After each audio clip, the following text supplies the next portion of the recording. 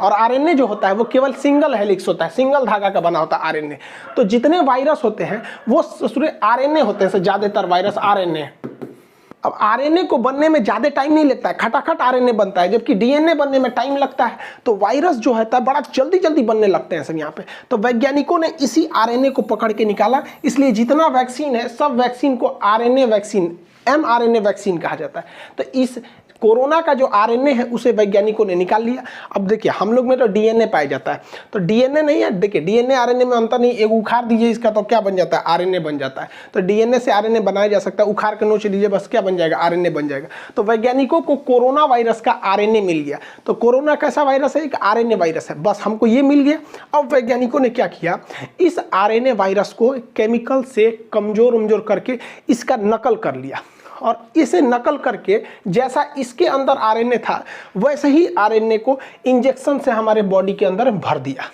और जैसे बॉडी के अंदर भरा तो बॉडी के अंदर क्या पहुंच गए सब, ये कोरोना वायरस। बट ये ओरिजिनल तो है नहीं, ये तो लैब में इन्होंने आरएनए से बनाया है, ओरिजिनल नहीं है।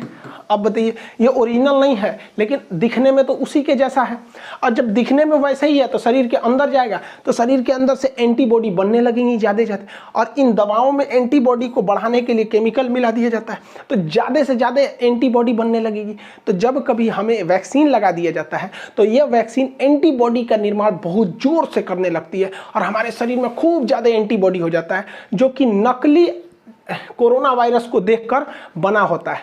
और इसी बीच में ना पूरे उस कोरोना वायरस को घेर लेते हैं, हमारे शरीर में पूरा का पूरा एंटीबॉडी हो गया।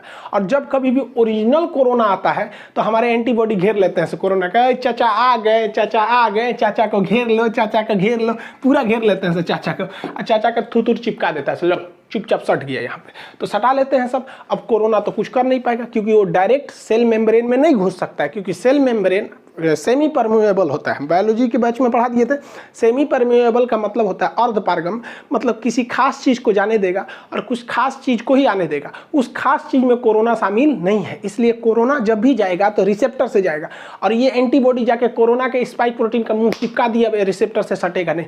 यही एक सिंपल फंडा होता है वैक्सीन का, ये वैक्सीन यही काम करते हैं सब।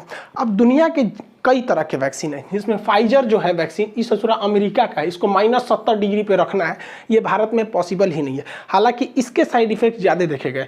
रूस का स्पुतनिक वैक्सीन है, और यूएनओ ने बनाया है गरीब देशों के लिए, अफ्रीका के लिए, जिसमें